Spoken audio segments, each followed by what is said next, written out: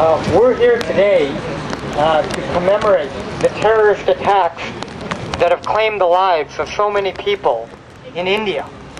We're here to honor their memory. And beyond that, we're also here to discuss and to talk about some of the issues, some of the root causes, that, so to speak, that have resulted in the slaying of so many Hindus and have taken so many lives in India. The problem, as we all know, is Islamist terrorism. And the problem, as we equally know, is Islamist terrorism that is sponsored and supported from neighboring countries. We all know what we're talking about here. We all know who we're talking about here. Now, the government of India, the current government of India, is engaging in peace talks and negotiations with the Islamic Republic of Pakistan. They have been engaging in these peace negotiations for ages now, and the result is always the same. Talks go on, some nice words are stated, but the killing continues. It is time for the Indian government to take a stand. It is time for them to resolve and to address real issues, such as terrorist camps in neighboring Pakistan, from where thousands and thousands of jihadists, terrorists who are allied with Al-Qaeda and other global terrorist organizations, infiltrate India and slaughter Hindus by the tens of thousands. The government of India must take a stand, finally. They must, first of all, they must stop these unproductive peace talks, so-called peace negotiations, public relations campaign with Pakistan, which never achieves anything.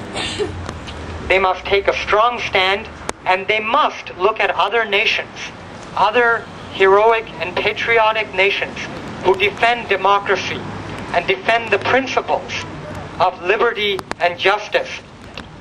For instance, we have a conflict going on right now. There's a conflict going on right now in the Middle East.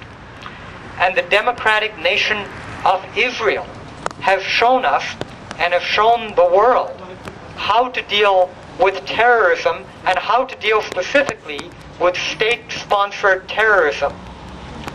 The government of Israel has taken a very solid, measured response to terrorism originating in neighboring nations. India must stop appeasing terrorists. They must implement laws, re-implement regulations, anti-terrorist regulations that have been eliminated by the current government in the interest of appeasing terrorists and Islamists. This appeasement must stop. It must end once and for all. We are here today and we represent the Hindu community.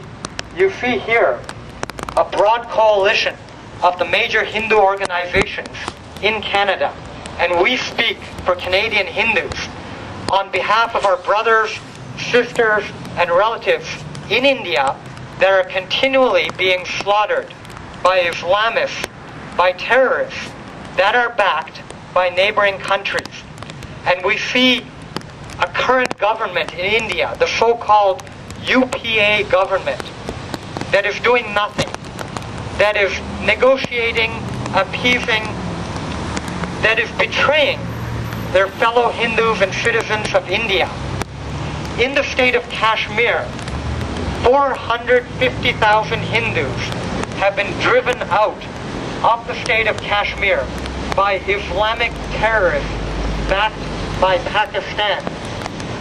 Our Indian government does not care about those 450,000 people, which represents the worst instance of ethnic cleansing in the last decade.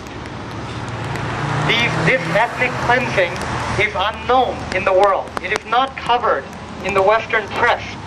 The reason it is unknown. The reason it is not covered, the reason we do not have vigils for these type of incidents is because the government of India doesn't publicize it, doesn't state clearly what is happening. Instead, they appease the terrorists.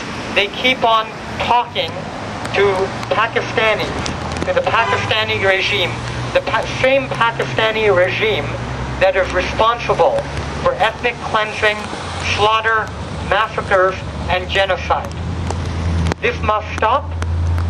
We represent here today a unified Hindu community here in Canada, and this is our clear and unequivocal message to the government of India.